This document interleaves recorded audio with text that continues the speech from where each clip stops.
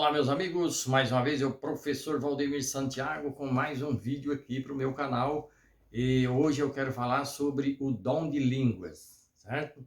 O dom de línguas, que é falado nas igrejas hoje, é o mesmo de Atos capítulo 2 e tem diferença para o dom de língua de Coríntios 14? Vamos ver. Eu vou gravar dois vídeos sobre dom de língua. Primeiro eu vou gravar hoje sobre Atos capítulo 2. Certo? Explicando o que é Pentecoste, o que ocorreu naqueles dias. E depois eu vou gravar um sobre Coríntios 14, onde Paulo não está incentivando o dom de língua na igreja, mas ele está fazendo uma correção, correta? Então vamos para a Bíblia aqui. O dom de língua aqui de Atos está em Atos capítulo 2, ok? Vamos lá. Eu vou ler aqui na minha Bíblia. Diz o seguinte. Bom, Atos capítulo 2 fala do dia de Pentecoste. O que é Pentecoste? Primeiro a gente precisa saber, né? Então, Pentecoste era uma festa que existia em Jerusalém depois da Páscoa. Em Jerusalém existiam 7 festas religiosas dos judeus. Uma delas era a Páscoa, a outra era o Pentecoste, certo? O Pentecoste, a palavra Pentecoste vem do grego, quer dizer quinquagésimo, ou seja, 50. Então, o Pentecoste acontecia 50 dias depois da Páscoa, correto? Lembre-se que em Atos capítulo 1, a Bíblia diz que Jesus, depois que ele ressuscitou, ele ficou 40 dias aqui na terra, certo? Depois de 40 dias, ele subiu ao céu. E os discípulos ficaram mais 10 dias reunidos no cenáculo. E de 40 com mais 10 dá 50, aconteceu o dia de Pentecostes, certo? Então, uma grande festa lá em Jerusalém, correto? Vamos lá, Atos capítulo 2. Diz assim: cumprindo-se o dia de Pentecostes, estavam todos concordemente no mesmo lugar, e de repente veio do céu um som como de um vento veemente e impetuoso, e encheu toda a casa em que estavam assentados. Ou seja, lá no cenáculo. Lembra que Jesus falou para eles assim, ó: ficai em Jerusalém até que do alto sejais revestidos? Pois é, era no cenáculo lá, correto? Vamos lá. Versículo 3. E foram vistas por eles línguas repartidas como que de fogo, as quais pousaram sobre cada um deles. Todos foram cheios do Espírito Santo e começaram a falar noutras línguas, conforme o Espírito Santo lhes concedia que falassem. Noutras línguas, quais?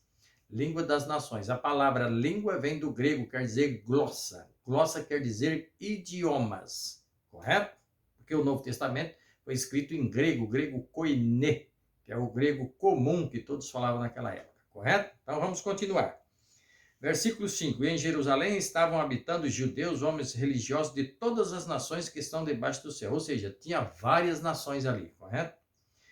Verso 6. E quando aquele som ocorreu, ajuntou-se uma multidão e estava confusa, porque cada um os ouvia, olha agora, cada um os ouvia falar na sua própria língua.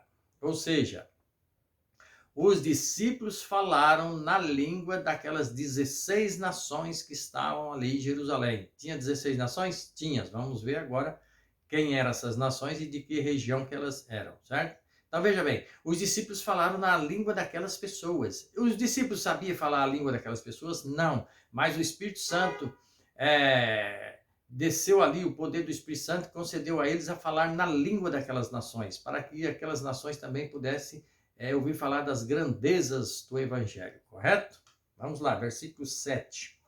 E todos pasmavam e se maravilhavam, dizendo uns aos outros, pois que não são Galileu todos esses homens que estão falando? Como, pois, os ouvimos cada um na nossa própria língua em que somos nascidos? Se era na língua que era nascida, era a língua materna, era a língua de nações, não era a língua estranha que ninguém conhecia, correto? Agora eu vou falar aqui as nações que estavam ali, ó. Partos e medos. Esses dois povos aqui, eles vinham da região do atual Irã. Lembra dos medos? Os medos habitavam ali no norte do atual Irã, correto? Vamos lá. Medos, partos e medos. Elamitas, está na região do Elam, também atual Irã, correto? E os que habitavam na Mesopotâmia. Eu tenho um vídeo aí no meu canal falando da Mesopotâmia, certo? Mesopotâmia está hoje onde está a região do atual Iraque. Lá passaram 5 civilizações, está no meu vídeo aí, ó. Judéia, Capadócia. Da onde era Capadócia? Da atual Turquia, certo? Aquela região era chamada de Ásia Menor. Aí depois vinha Ponto e Ásia. O Ponto está onde? Também na Ásia, Ásia Menor, atual Turquia. Frígia, certo? Ou seja, mais outra região aqui, essa também está na Ásia Menor, atual Turquia. Panfilha, a Panfilha também era outra região, né, que estava na Ásia Menor também, atual Turquia. Egito, Egito está no continente africano, correto? Líbia, a Líbia também está na África. Cirene, de onde que era Cirene? Do norte da África, correto? E forasteiros romanos, forasteiro quer dizer estrangeiro. Cretenses, da ilha de Creta, na atual Grécia. E também os árabes da Península Arábica, correto? Se você contar, vai dar 16 nações. O verso 11 diz assim: todos nós temos ouvido em nossas próprias línguas falar das grandezas de Deus. E todos se maravilhavam e estavam suspensos, dizendo uns para os outros: que quer dizer isto? E outros, zombando, diziam: estão cheios de mosto. Mosto quer dizer vinho, certo? Então, os zombadores ali já estavam achando que eles estavam embriagados. Que hora era essa? Vamos ver na Bíblia. A Bíblia vai dizer que hora que era que aconteceu a manifestação do Espírito Santo no dia de Pentecostes, correto? Aí quando eles falaram que os homens estavam cheios de mosto, aquele negócio todo, os zombadores, aí Pedro se levantou e fez o discurso dele, certo? Olha o que Pedro falou. Atos 2:11. Pedro, porém, pondo-se em pé com os 11, levantou a sua voz e disse-lhes: homens judeus e todos os que habitais em Jerusalém, seja vos isso notório e escutai as minhas palavras. Estes homens não estão embriagados. Viu? Como eles falaram que eles estavam embriagados, cheios de mosto.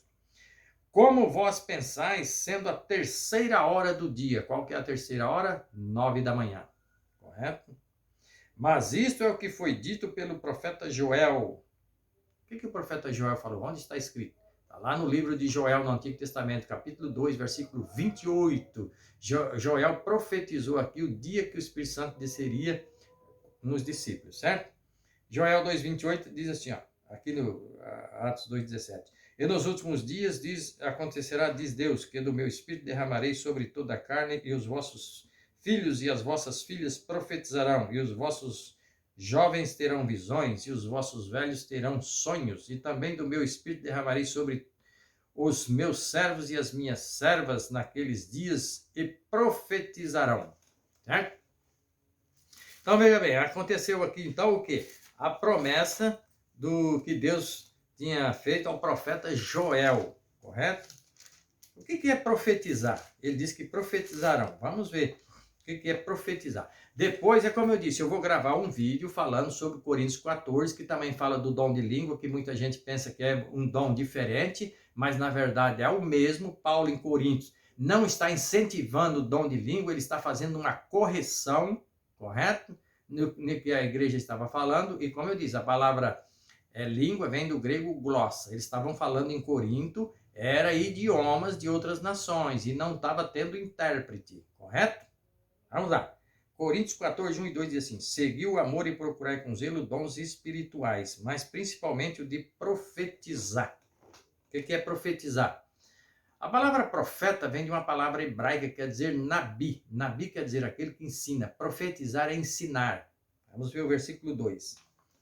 Porque o que fala em língua desconhecida aqui quer dizer estrangeira, não fala aos homens, senão a Deus. Ou seja, se eu estiver falando em grego aqui, você não vai entender o que eu estou falando. Tem que ter um intérprete, caso contrário, você não vai entender. Então, se eu estou falando em grego, só eu estou entendendo. Deus entende o que eu falo em grego? Ele conhece, porque Deus conhece todas as línguas, foi ele que confundiu as línguas, está lá em Gênesis capítulo 11, certo?